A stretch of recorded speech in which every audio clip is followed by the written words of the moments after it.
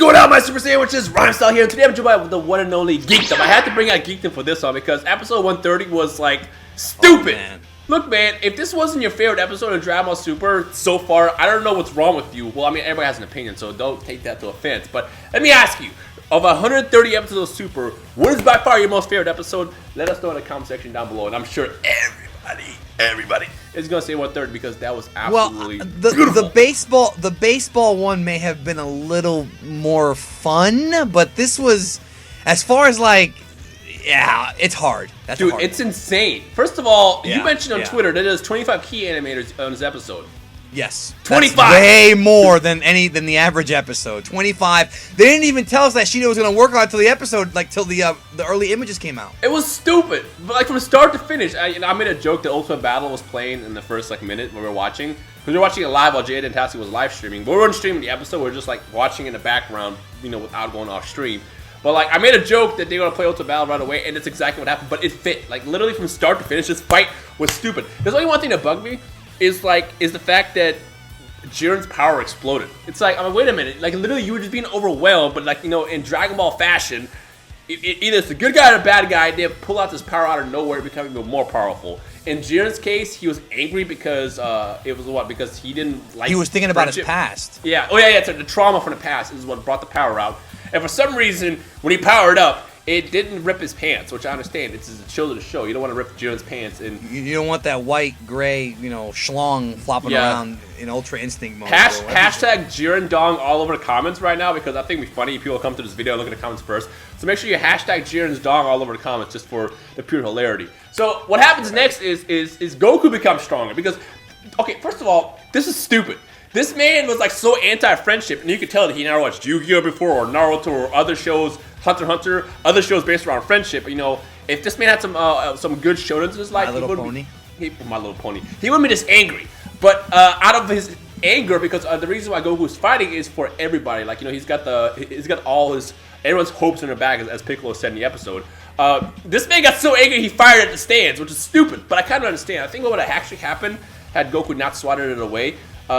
Everybody would have probably died with the exception of the gods of destruction and angels. Now the question is would that have been a disqualification? And the answer is no, it wouldn't have, because they're not part of the fight. I mean, it would have been a dick move, but it wouldn't have ended the fight as far I mean, as, like, if he tries to kill the Grand Priest kids, though, bro, he might get a little peeved about it. They you know wouldn't die. I mean, I feel like I don't think they would die either, but he tried to kill them. Right, it's still right. Like, hey, man, chill out. Yeah, well, I feel like it was the Majin Vegeta scene all over again, right? Yeah, but I mean, looking at the Grand Priest, he probably would have been like, well, I mean, they should have dodged that. I mean, I know those are my kids, but I trained them way better.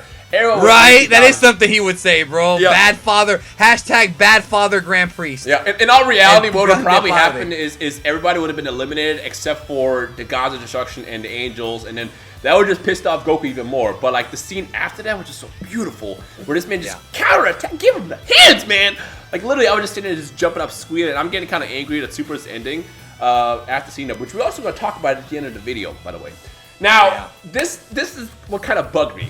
This man literally had Jiren on the ground, and he's about to finish him off. But I couldn't tell if he was trying to give him energy, or if he was trying to, like, you know, because, like, Goku being Goku. It was like a redo of the Frieza Vegeta scene from Resurrection F. It was totally that. So I couldn't tell if he was actually trying to, like, give this man ki, and then, like, what would you have done? Just, like, gently knocked him off? Or was he actually trying to finish him off? But then the next thing that happened is this man's power was so amazing that it overpowered his body, and then he got knocked out. For a second, I thought it was Frieza. I'm like, did this man really just jump in and take his advantage? Like, because like as I watched the episode, I was like, nah. You thought he betrayed Goku? Yeah, I was like, please let this be a scene where Goku once again drops his guard and he gets eliminated because of that. But in all reality, it was actually his own body. So technically, it's still kind of the same. He dropped his guard and his body was, you know, got him back at it. But at least it wasn't like, you know, somebody else, because that would bug me. Now here's a shocker. This is the big shocker. Because there was a few, but yeah. Wait, did I miss something leading up to this point? Well, there was mostly what I'm referring to is sort of the characterization of Jiren. You know, I did a video where I broke that down, like when he tried to attack the audience and just the power. I just wanted to real quick just say something before we get into the big shocker. Right. I want to get your opinion on this. I feel like the animation in this episode, there were 3 major cuts. In my opinion, as far as intensity, not so much like strategy, because we have so many great fights in Dragon Ball and Z, but as far as like intensity, this was probably the most intensely visual fight in the history of Dragon Ball. 100%. Like it went beyond Goku and Beerus and Battle of Gods. It went beyond any of the Resurrection Death. It went beyond that Goku and Trunks against Zamasu and Black from 57. This was like beyond all that stuff, bro. You know, it's funny because I mentioned last week the one thing that I didn't like about the fight last week was, well, not last week, 2 weeks ago, the previous episode 129, is that they had a lot of reused animation. I was like, come on, Toei, if you're gonna go out and add Super, you better give us something amazing, and they definitely delivered in this episode. That was incredible. I mean, I'm satisfied as a fan. I don't know if they had reused any animations other than, you know, within the actual episode, which is basically the same attacks left and right, which is fine. But like, it was just a good execution. But the shocker is when Goku went down, who pops out? Frieza, as expected, but 17 as well. Yeah. Now here's the thing, there was a spoiler that came out from Herms like 3 weeks ago, right, where it listed Son Goku, Frieza, and 17, and I thought it was a typo. In my video, I said it's probably just a typo. Somebody made a mistake. I literally thought it was a typo. That's how much I didn't believe 17 was coming back. Now, the idea of 17 coming back is not a bad idea. I didn't make fun of people for thinking that. The hit one was kind of dumb, but this one was a little. I think this was a little more logical because artificial humans, androids don't have any. You can't sense their ki. Yeah. So, but it was still just shocking the way they did it. It just knocked me out of my chair because we had seen the spoilers that came out for 130 and 131. So pretty much what was supposed to happen in 131 happened at the end of 130, and thus now 131's a big mystery. And I think that Toei did that on purpose. I think they gave the magazines. They're not going to reveal everything, dude. They never do that. They don't reveal everything. So now we go into next week wondering how the hell this thing's actually going to end. Well, you know what I like is the fact that every time when they did like a hard knockdown, or even when Goku was knocked out, when they told him to finish the job, and then Frieza saved him, they always land on a piece of rock that just happens to be floating there. Every time. I mean, granted, you could say, oh, well, it's probably planned because, Frieza probably planned to shoot Goku onto that rock. But when this man Goku fired that last Kamehameha against Jiren, I've seen these dudes literally bend Kamehamehas throughout the series. Why couldn't you have done it again? Like, literally just bend it and fire him off the stage and win the fight. Just finish it like that, man.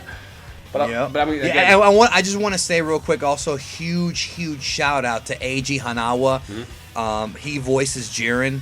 Man, did he bring it in this episode. I'm really curious about how the dub is going to do this. Because I'm not saying this is one of those moments where we're going to be like, okay, how is the dub going to be able to top this? And I think they can. It's just, man, did he nail it in this one, bro. With the screaming and the, I don't care about your friends. He's awesome, It was fantastic. It was incredible. So, next week is a big mystery right now. I mean, we're in limbo. I mean, that's good. That's good. I don't want to see what happens yet until I watch the episode. But it does make me greatly sad that Super is coming to an end. But you brought up a good point before we start recording. Do you want to go ahead and bring that up on the video so we kind of discuss that briefly? Which one? There's a few things. The returning thing. Okay, so all right, well, this is pure speculation. So I gotta. Okay, so I have to preface this, because I know not everybody who's your subscribers, mine, and vice versa. But so I want to preface this by saying that what I'm about to tell you is, as of right now, there is no confirmation that Super will be coming back to television next year. None. There's no announcement. It's not a hiatus. Yeah. There's a bunch of rumors. There's a bunch of rumors saying it's going to come back in a year, but I don't think there's no. Well, there's nothing. That's what I was going to get to. I'm going to get to that in a minute. So okay, so look, the thing is this. Okay, so they said the movie's coming out in December. Right. We know that for sure. That's all we know, and Super will continue with the film and with the manga that Toyotaro was writing. Right. But. And I've discussed this with a lot of people. I've discussed it with one of my friends in Japan, also other people who have been in the community for years, like Redux, AJ. We're talking about the old school Dragon Ball fans from the 90s that have been watching for like 20 years, the older people. Right.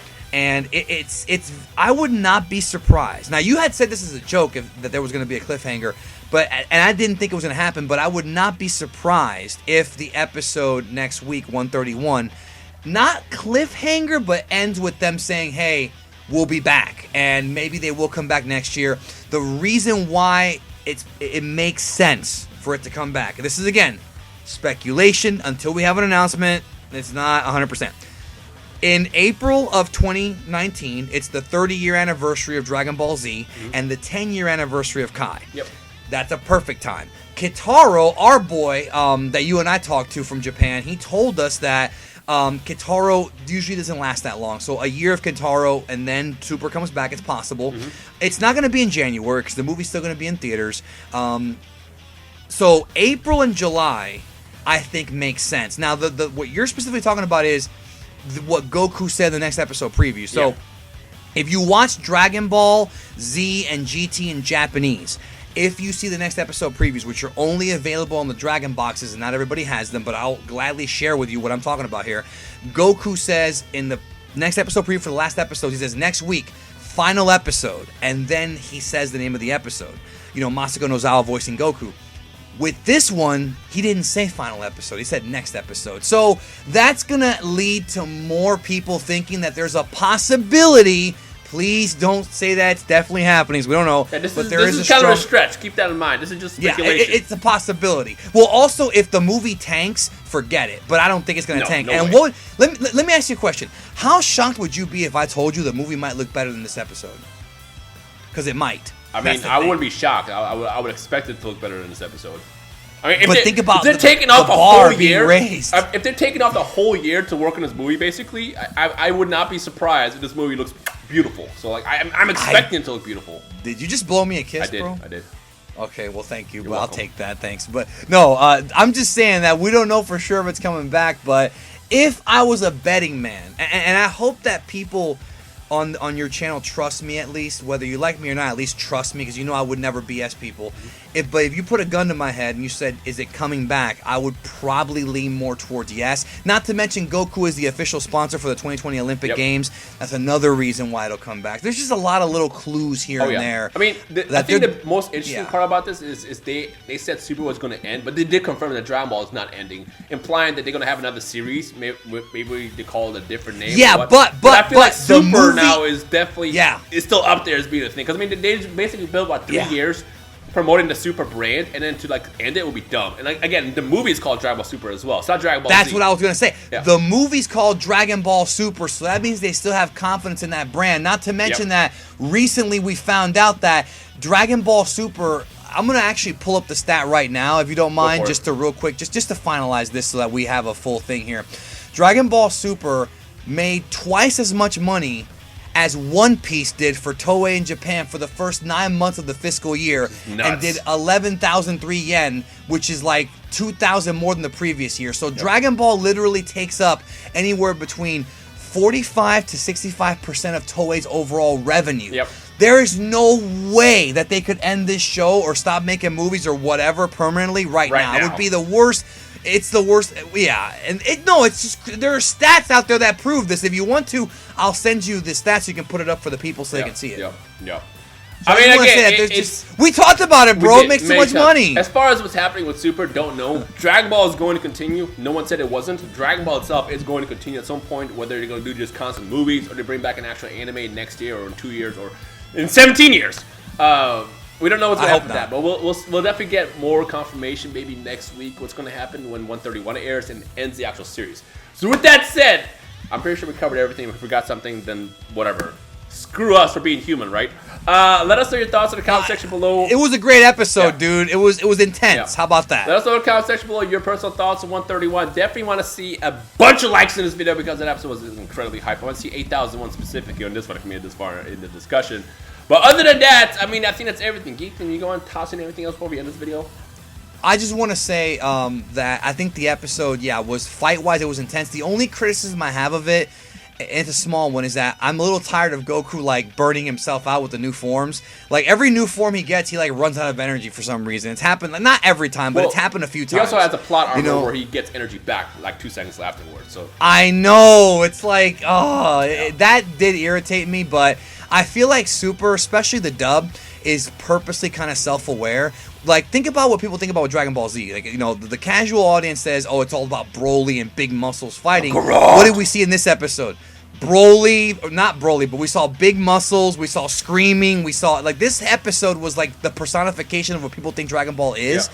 And I think they did it on purpose, bro. I think they purposely are, like, telling the people, we know what you think it is, let's give it to you. It's self-aware. Yeah. So with that said, let us know your thoughts and everything about 130. We'll see you next week for the Dragon Ball Super finale, ? and we'll see where the show is going to go after that. But for now, that's everything. I'm Geekdom. That was Rhymestyle. We'll see you guys next week. Peace.